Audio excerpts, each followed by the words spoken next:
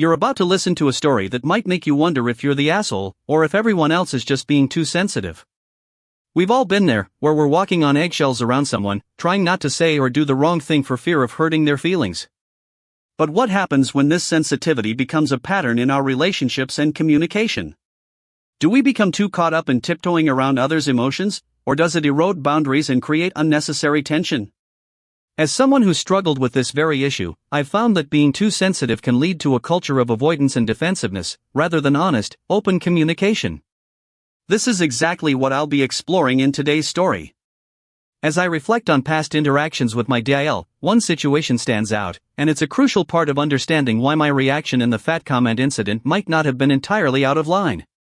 It happened a few years ago when my DIL and her sister were planning a surprise party for our son. My DIL, being a perfectionist, had envisioned the perfect theme, decorations, and even a customized cake. However, in the chaos of the day, her sister accidentally told our son the surprise was off, and he was extremely disappointed. The aftermath was my DIL bursting into tears, feeling completely crushed by what she perceived as her sister's thoughtlessness and her own failure to pull off the party. I remember feeling frustrated with her reaction, thinking that it was an overreaction to a relatively minor setback. In hindsight, I realized that my DIL's sensitivity and emotional reactivity were rooted in a deep-seated need for control and perfection. This situation set a precedent for me to be more aware of her emotional triggers and to approach conversations with her in a more empathetic and understanding manner. Well, the situation unfolded at a family gathering when my daughter-in-law's older sister made a comment about her weight, saying she looked a bit heavier in a new dress. My DIL, visibly upset, began crying soon after. I immediately felt a sense of discomfort and awkwardness, not just for her sake but also for my son's. He was struggling to intervene and calm her down, but I knew my presence and the conversation we'd had in the past could help ease the situation. I leaned over and said to her in a gentle yet firm tone, "Honey, please stop crying, it's okay." That was just a thoughtless comment from her sister. She continued to sob, and I went on to clarify that it wasn't her sister's intention to insult or hurt her, that it was more out of ignorance. In retrospect, my aim was to reassure her and put things into perspective, but I now question whether I was right to tell her to stop crying.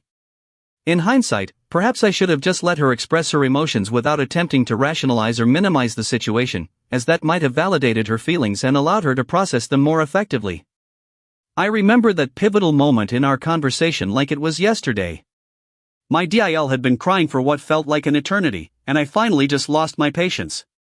In that moment, I genuinely thought I was being empathetic by telling her to stop crying, but looking back, I realize it was a misguided attempt to toughen her up. The truth is, her tears were not just about being called fat, they were about feeling vulnerable and hurt in front of her friends. What I didn't understand then, and what I've come to realize now, is that those tears were a sign of her emotional depth and resilience. By telling her to stop crying, I inadvertently diminished her feelings and made her feel like I wasn't taking her pain seriously. The aftermath of our argument was a tough pill to swallow. My DIL became withdrawn and distant, and I realized that my actions had consequences that went far beyond the moment. It was a hard lesson to learn, but it taught me that being sensitive doesn't make someone weak, it's actually a sign of emotional maturity. And that's something I've tried to work on ever since with my family. Looking back, I realize my reaction wasn't about being insensitive, but about being misguided in my attempt to be helpful. The argument and emotional aftermath taught me that being overly critical can be more hurtful than being sensitive. It's not about avoiding tough conversations, but about approaching them with empathy and understanding.